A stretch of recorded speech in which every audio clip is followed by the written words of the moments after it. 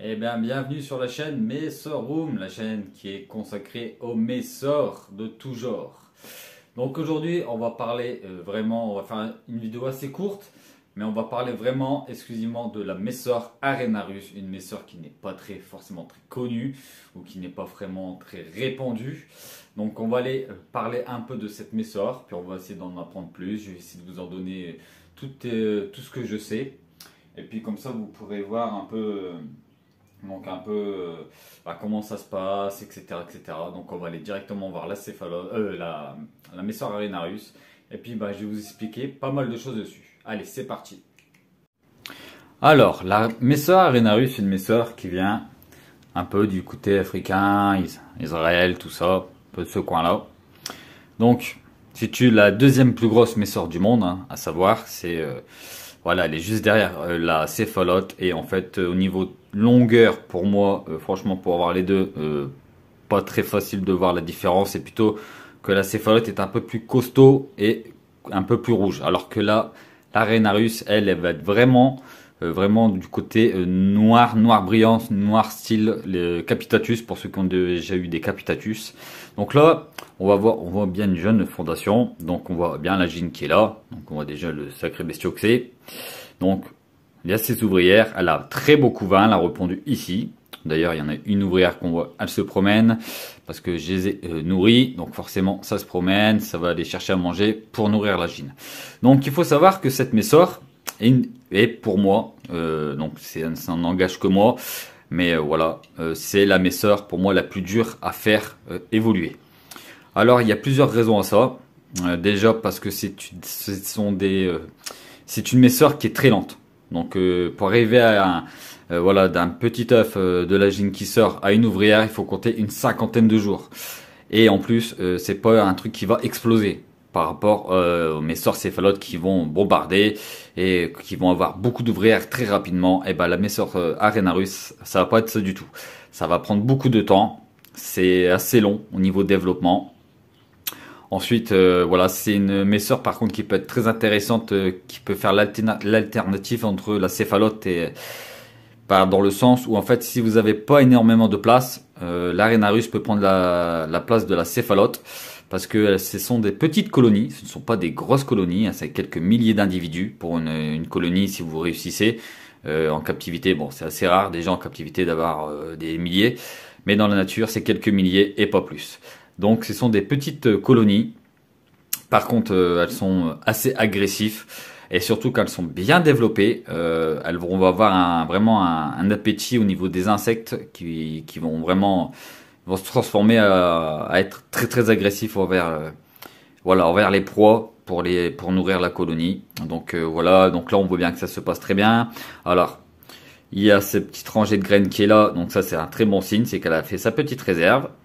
Tout le sale, elles l'ont éjecté au fond du tube et après elles vont aller le mettre au fond dans la petite déchetterie qu'elles ont faite. Là, on voit que la gine est sur son couvain avec des ouvrières qui sont là, qui s'occupent du couvain. On voit souvent les ouvrières s'occuper de la gine, donc ça c'est très bien. Donc là, c'est un tube en 30 que j'ai mis, un tube fait maison. Alors, j'ai ma petite dalle, c'est un tube rechargeable. Donc, j'ai mis le taux d'humidité, on va dire un bon 60% grand maximum. Et ensuite, j'ai surtout refait, c'est ici. J'ai refait une dalle ici avec un trou, juste de quoi la gine peut passer. Alors pourquoi j'ai fait ça? Ça permet surtout d'avoir une humidité stable, très stable. En fait, quand vous mettez un petit compartiment ici avec un petit trou juste pour qu'elle puisse passer, vous avez une humidité stable dans votre tube. Et ça, c'est très important chez l'Arenarus, qui est très sensible à ça. Donc là, bon, on voit bien, tout se passe bien. Elles se nourrissent bien, elles ont fait leur petite réserve. La fondation a bien pondu, la gine a bien pondu. Donc c'est vraiment quelque chose de très bien. Alors après, pour les gens qui voudraient se lancer, je vous conseille de prendre déjà des fondations de 20-30 ouvrières. Vous serez tranquille. D'ailleurs, sur les sites que je connais français, voilà, Fourmium, mon fournisseur, je sais qu'il en a régulièrement. Et il a d'ailleurs un très beau taux de réussite sur les Arenarus parce qu'il les reçoit toujours seul, gine seul, et on voit que à la fin il en vend toujours avec des ouvrières. Donc celle-là, ça vient de chez Fourmium. Donc c'est une que j'ai récupérée. Donc elle a un petit peu foiré sur une génération, mais bon, c'est pas bien grave. La colonie repart de très bien, puis elle est chez moi, donc voilà, elle peut pas être mieux ailleurs. Donc on voit que c'est une très belle espèce, franchement, elle a rien à envier à la céphalote. Alors moi je l'aime, c'est ma préférée dans le sens où j'aime vraiment sa couleur noire brillante. Les ouvrières sont assez agressifs, un peu plus peut-être même que la céphalote, pour ce que j'ai vu moi, en tout cas de mon côté. Et en sachant que voilà, un peu comme les céphalotes, quand vous allez recevoir une gine seule, si vous la prenez en gine seule, il ne faut pas hésiter à nourrir un tout petit peu la gine de temps en temps, une fois par semaine, un petit morceau de verre de farine. Vous la mettez dans le tube, vous refermez et faut vraiment foutre la paix à la gine. Mais toutes les messors, il ne faut jamais embêter une messor. Vous nourrissez, vous mettez, vous retirez, vous mettez et c'est tout. Vous partez, vous la laissez tranquille. Les messors n'aiment pas les vibrations. Si vous les embêtez, si vous les stressez, ce sont des gines très nerveuses et qui vont bouffer le couvain et vous allez faire vraiment direct. Vous allez vous planter clair et net. Et pour les gens qui voudraient se lancer dans le naturel avec ce genre d'espèce, je vous le déconseille parce que là, franchement, c'est mieux comme ça. Moi, vous avez vraiment un regard et vous voyez l'évolution de votre fondation. Parce que c'est une espèce qui est très compliquée, la Rhénarus. Elle n'est pas donnée à tout le monde. C'est pas parce qu'il y a une ou deux personnes qui ont réussi qui vont dire voilà, elle est trop facile. Non, non. C'est franchement, pour avoir fait énormément d'espèces en Messor, pour moi, c'est la plus compliquée à réussir. Et en même temps, c'est ma préférée. Donc, c'est deux challenges en plus. Tant mieux. Pour moi, ça, des trucs, les challenges, j'adore ça. Donc voilà un petit peu ce qu'on pouvait dire. Moi après, j'ai la maintien à peu près 26-27 degrés le jour. La nuit, je la fais descendre à 20 degrés. Alors ce qui est important aussi, c'est de faire tomber la température la nuit. Parce que c'est une espèce qui vit dans le désert. Mais dans le désert, il ne faut pas oublier que les nuits sont très fraîches. Et ça ne reste pas à des températures très hautes. Ça, c'est quelque chose que beaucoup de gens peut-être que ne savent pas ou quoi que ce soit. Mais voilà, il faut mieux faire descendre les températures la nuit chez cette espèce, c'est plutôt conseillé. Après, une petite diapause aussi, voilà, ça leur fait pas de mal. Plutôt un repos hivernal, donc à 18 degrés, je trouve ça très bien. 18 degrés, vous la mettez et vous faites vos mois de repos hivernal tranquillement. On va dire de novembre, fin novembre, début octobre, on va dire, plutôt au mois de novembre et puis on va dire début mars, hop, vous relancez la machine tout doucement, vous remontez en température et elle va repartir. Voilà. Donc on va dire novembre, mars, voilà, c'est à peu près les mêmes périodes que les européennes. Donc voilà, on respecte ça, c'est toujours important de le respecter. Ça repose la gine, ça repose la colonie aussi. Et puis ça va vous permettre d'avoir un meilleur départ et avoir plus d'ouvrières l'année suivante.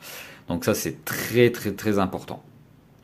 Donc voilà un petit peu la vidéo que je voulais faire, pas trop longue, mais voilà, c'était quelque chose qui était vraiment sympa chez mes sœurs Arenarus, qui n'est pas forcément très très très connu. Donc voilà un peu ce que je pouvais vous dire sur cette espèce. Donc après, si vous êtes intéressé aussi, c'est toujours pareil, il y a des sites qui en vendent, dont mon fournisseur Fourmium qui en possède actuellement. Mais franchement, c'est une superbe espèce, pas très connue, mais c'est un régal de l'avoir. Pour moi, c'est le saint graal vraiment de la Messor.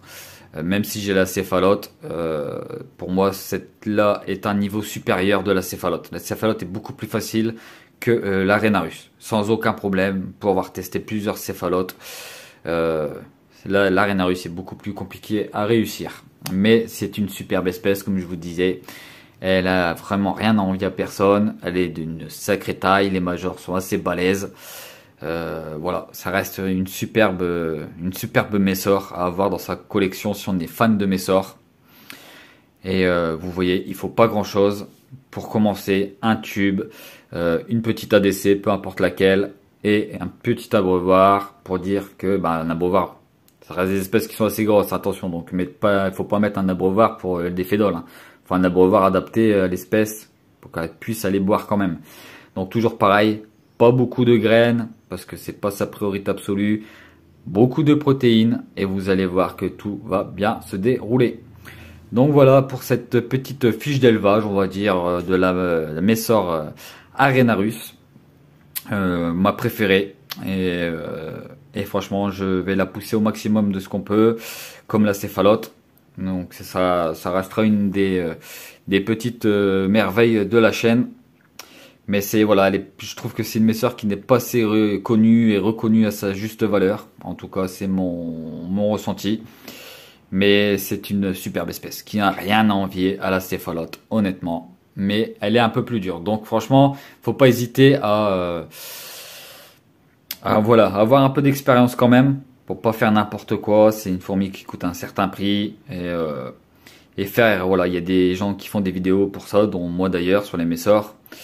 Et voilà, il faut pas hésiter à aller regarder les bonnes vidéos et avoir les bonnes informations pour pas vous planter. Parce que moi, j'en ai déjà raté une, et ce n'est pas une honte. Dans la myrmécologie, on ne peut pas faire 100% de réussite. Moi, ma première Arenarus, je l'ai ratée. J'ai fait des erreurs que je ne savais pas. Par exemple, aux baisses de température et quelques autres petites erreurs. Mais des petites erreurs qui sont vraiment minimes, mais qui coûtent très cher à la gine, parce que la gine est assez fragile. Je trouve chez les Arenarus. Et voilà, maintenant, j'en ai appris plus, mon fournisseur m'en a appris plus, et puis maintenant, bah voilà, ça me permet d'avoir, maintenant de bien gérer les Arenarus, de bien comprendre leur système, et puis de me régaler, et puis de la développer parce qu'elle a bien pondu. Et puis on va pouvoir suivre pendant un bon moment l'Arenarus, et puis vous allez voir qu'elle a rien envie à la céphalote, mais c'est juste que c'est plus long. Et pour les gens qui ont moins d'espace, elle est plutôt conseillée parce que vous aurez des colonies beaucoup moins populeuses que... Donc voilà un petit peu ce qu'on pouvait dire sur la Messor Arenarus. Donc il y aura le lien en description pour ceux qui veulent jeter un petit coup d'œil, voir un peu ce que c'est, si la personne ne le connaît pas, etc. Je mettrai le lien en description. Et puis comme ça, vous savez un peu la fiche d'élevage de la Messor Arenarus. Elle reste une superbe espèce. Honnêtement, elle n'a rien à envier à aucune des autres de ses concurrentes, entre guillemets, la Messor céphalote par exemple. Au niveau taille, on est sur du kiff-kiff quasiment, à part que la céphalote va être un peu plus rouge et elle va avoir un gastre un petit peu plus gros. Mais franchement, le noir brillant... c'est aussi vraiment son point fort qui est très joli, et même les ouvrières sont très jolies. Donc franchement, c'est une superbe espèce. Alors j'espère que ça vous aura plu, cette petite fiche d'élevage sur la Messor Arenarus. C'est un moment que je devais la faire, et puis je ne l'ai pas fait, et puis je l'ai retardé un petit peu, et puis c'est reparti. Et j'en profite aussi pour vous dire que la Messor céphalote que je possède, elle a très bien répondu. Elle a fait ses petites réserves de graines, et je pense qu'on est sur le bon chemin pour qu'elle reparte. Donc j'en suis super content. Et à la fin du mois, une superbe espèce va revenir sur la chaîne, et vous allez sûrement apprécier. Donc voilà un petit peu ce que je pouvais vous dire sur la vidéo. Et puis bon, là moi je ne les embête pas aujourd'hui, elles ont été nourries, donc on va les laisser tranquilles. Je vais pas enlever le cache rouge pour vous montrer exactement comment c'est dans le nid. Je vous expliquais plus ou moins comment c'était, hein. On voit bien les ouvrières qui sont ici, la gine elle est là, elle est avec son couvain au niveau de la dalle. On a les petites réserves de graines, et on a un petit peu de déchetterie qui est là, mais qui va être vite expulsée à l'extérieur, je pense ce soir, et demain il n'y aura plus rien. Et après mon hydrométrie, je la gère moi-même ici, tranquillement. Pas trop, mais elles aiment quand même l'humidité. C'est des Messor qui aiment bien l'humidité. Si vous mettez un tube sec et un tube, on va dire un peu humide, mais plutôt dans le sec, et un tube un peu plus humide, elles iront toujours dans le tube où il y a un peu plus d'humidité. Donc voilà ce que je peux vous dire. N'oubliez pas, si vous avez une gine seule, de la nourrir une fois par semaine. Si possible, mettez des petites graines pour aider les petites ouvrières au début à casser les graines, parce que si vous mettez des grosses graines, elles vont galérer, hein, c'est pas des majors. Donc ça aussi, il faut faire très attention chez les Messor, mais chez n'importe quelle espèce. Ne jamais mettre des grosses graines dès le début. c'est des petites ouvrières, elles sont pas faites à la base vraiment pour casser des graines. Donc si vous leur mettez vraiment des grosses graines, elles vont devoir les tremper pour que ça casse plus facilement. Elles vont galérer et elles perdent beaucoup de temps et d'énergie. Donc voilà ce que j'ai pu vous dire sur les Messor Arenarus. J'espère que ça vous aura plu. Et je vous dis à la prochaine vidéo sur la chaîne Messor Home Naturel. Allez, bisous à tous.